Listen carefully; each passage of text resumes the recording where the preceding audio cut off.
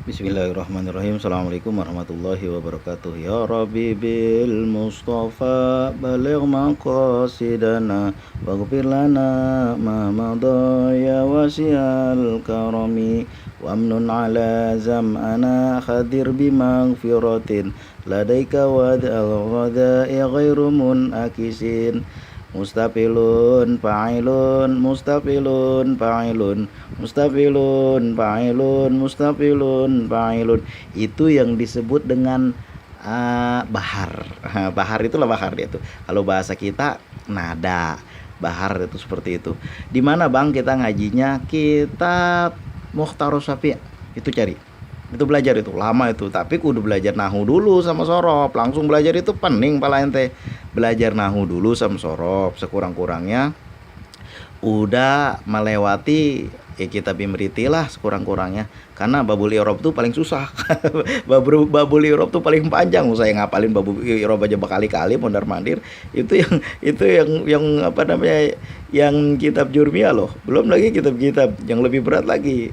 Belajar nahu dulu, baru nanti belajar bahar, nanti baru belajar apa namanya, ilmu mantik, ilmu ma'ani, ilmu bayan, ilmu badi. Nah itu tata bahasa semuanya. Kalau belum belajar ilmu nahu, bengong-bengong kita, pelanga-pelongo istilah orang.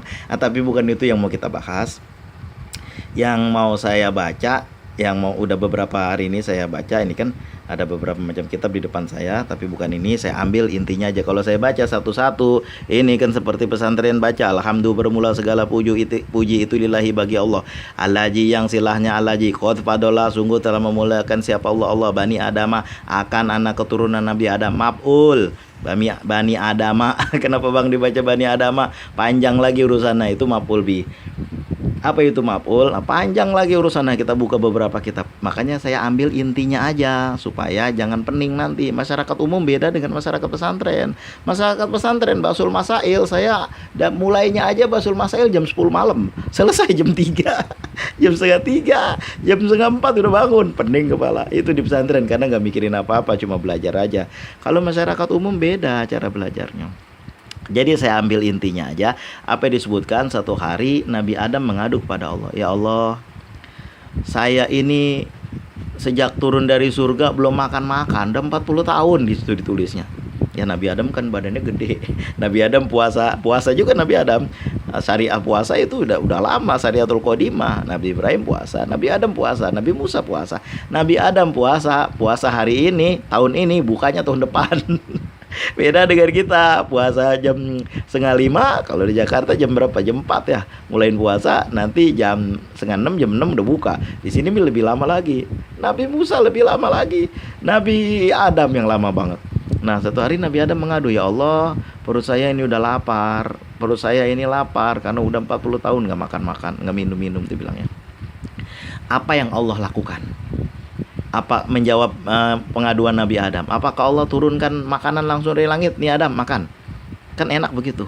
Allah tidak melakukan itu. Kenapa? Nabi Adam disuruh ke muka bumi ini jailun fil ardi khalifah.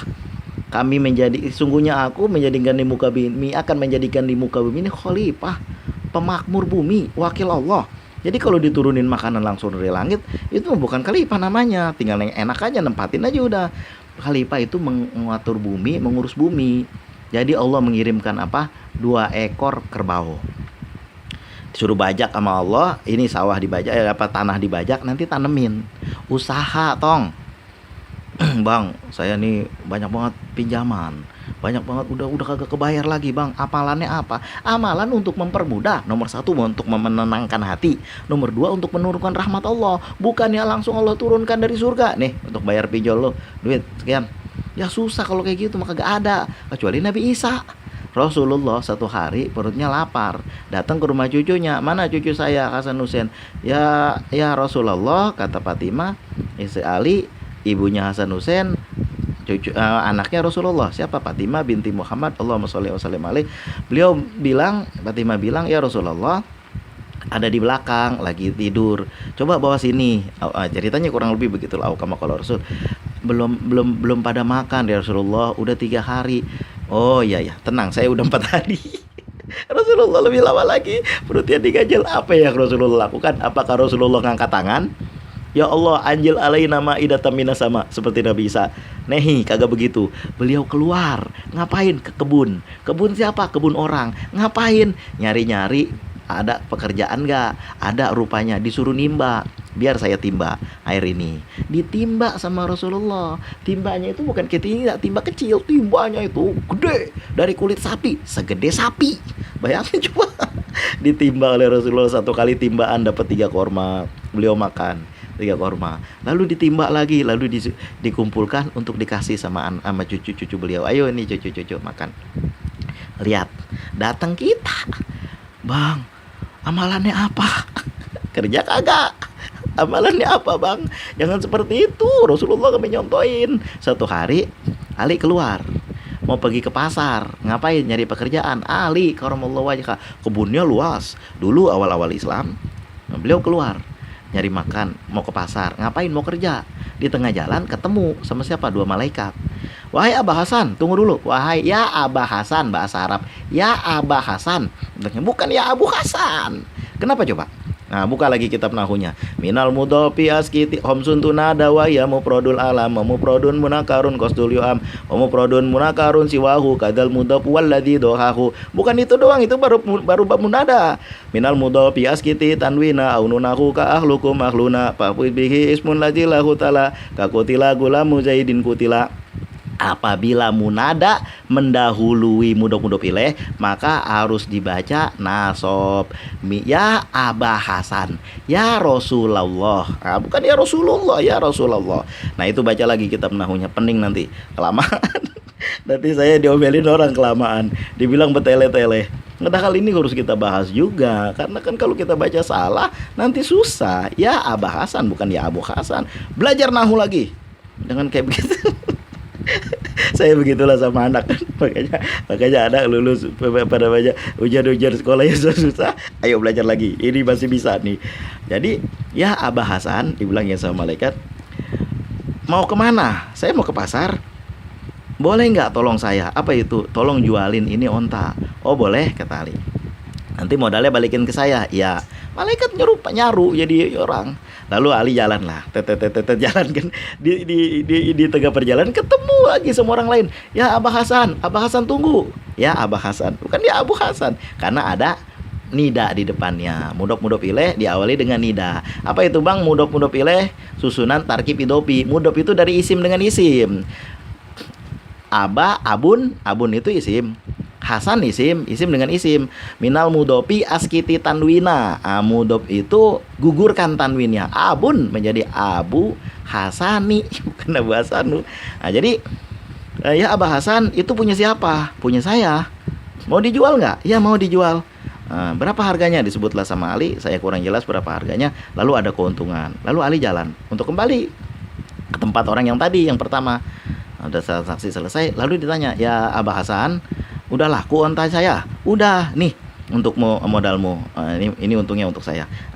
Begitulah cara Allah memudahkan. Udah banyak kita juga yang begitu, walaupun bentuknya tidak seperti itu. Ada yang tiba-tiba, ya Allah, ya Tuhanku, susah amat ini. Nih saya ulang lagi deh ceritanya nih. Yang itu kan cerita Ali dan malaikat. Ini cerita bangsa kita aja nih.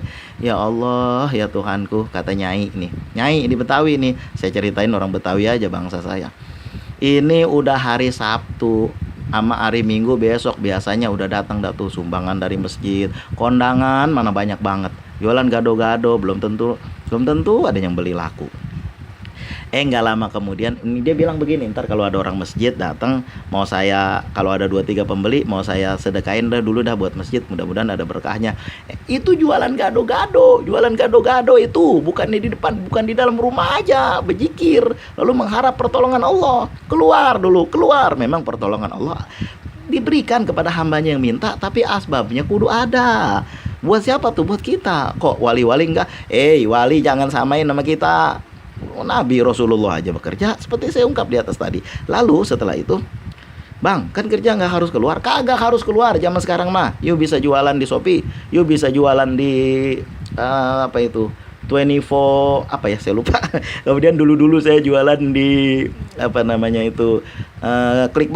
Click eBay, bisa jualan di eBay. Entah sekarang masih bisa entah enggak. Karena eBay untuk luar negeri. Lalu bisa bikin konten, lalu banyak banget itu. Kalau kita punya film-film kartun, bisa menggambar kartun, bisa kita bikin film kartun, lalu di online kan ada iklannya juga, jadi duit juga.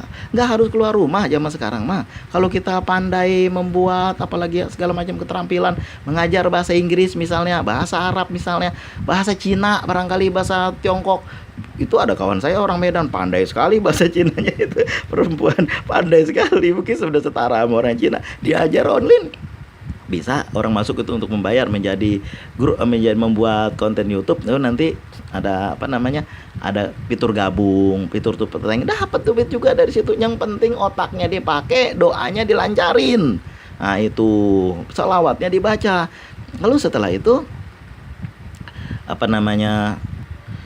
usahanya dibuat, terutama perdagangan kan jenisnya bukan hanya perdagangan di situ aja, jualan apa macam-macam perdagangan. Jangan pandang rendah, jangan pandang hina. Dulu saya pedagang, saya bilang kenapa susah, nggak enak ya jadi pedagang, kenapa tiap hari di pasar, kata saya. Habis pedagang mau di mana, di kantor. Pedagang di pasar, petani di sawah. Itu pokoknya saya diajarin lagi, orang pada pinter semuanya. Orang konten kreator ya di rumah, konten kreator disuruh keluar mau ngapain, paling-paling dia nyari bahan. Habis itu masuk lagi dalam kamar diedit lagi kan. Nah itu semua ada bidang-bidangnya. Yang penting jangan sesuatu pekerjaan diserahkan kepada orang yang gak ngerti. Apa itu nanti ujungnya? Pantai jadi saat, tunggu aja kehancurannya. Orang yang kagak bisa, orang yang ngerti punya keterampilan ditaruh di mana juga dia bisa hidup. Orang yang gak punya keterampilan, gak mengerti, ditaruh di kantor juga nyusahin. Ini nggak bisa, itu nggak bisa, bikin nyusahin. Yang penting usahanya ada, doanya dipancarkan. Orang jualan kok kita lihat nih jualan nih kagak masuk akal. Contohnya ya kawan saya sendiri jualan, kagak untungnya 2.000, 3.000. Dari mana membangunnya? Itu kan kata saya. Ketika udah beberapa tahun kemudian warung kayunya udah jadi ruko. Kenapa tuh Allah datangkan para pembeli ke situ? Memang seperti saya juga dulu jualan sedikit kan dapat untungnya 2.000, 3.000 jualan toples itu. Tapi karena yang belinya banyak, sama engkau juga ngambil barang kagak usah bayar dulu. Yang penting nanti disetor, kalau alhamdulillah bisa maju. Nah itu yang penting usahanya ada. Jangan bentar-bentar pinjol itu mah udah riba. Itu kan riba itu bisa menutup pintu rezeki. Hari ini kita hampir riba, besok pintu rezeki kita udah ketutup. Makanya banyak banget yang riba itu susah hidupnya. Karena itu Rasulullah bekerja, semua orang bekerja, kita gak bekerja.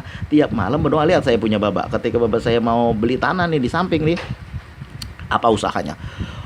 Malam-malam dari habis maghrib kagak pulang sampai isya. 1/4 malam sebelum ke pasar itu bangun sholat tahajud. Itu sepanjang dia kerja di pasar itu dia selalu membaca subhanallah walhamdulillah wala ilaha illallah wallahu akbar. Saya lihat mulut babang apa komat kamit, Mbak baca apa itu?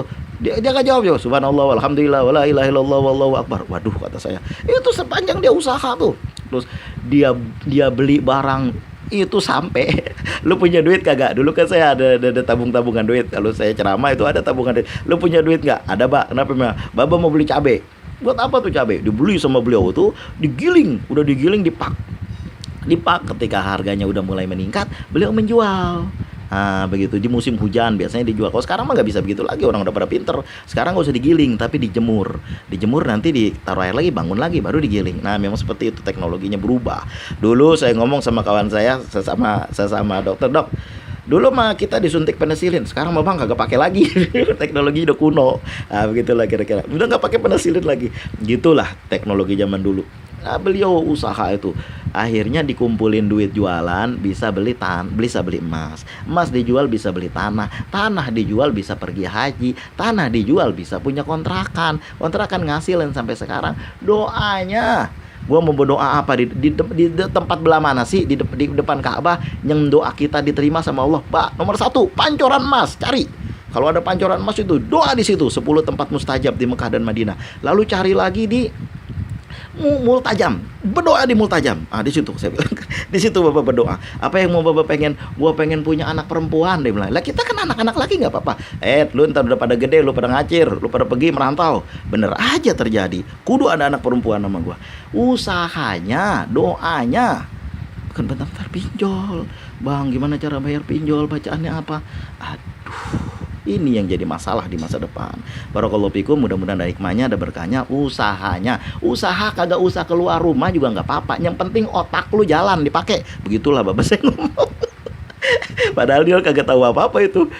Kagak tahu apa. Makanya min saadatil mar'i. Apa itu? Sebagian daripada tanda-tanda orang bahagia. Apa itu? Pertama, usahanya nggak terlalu jauh dari rumahnya. Bahkan Allah membukakan pintu rezeki.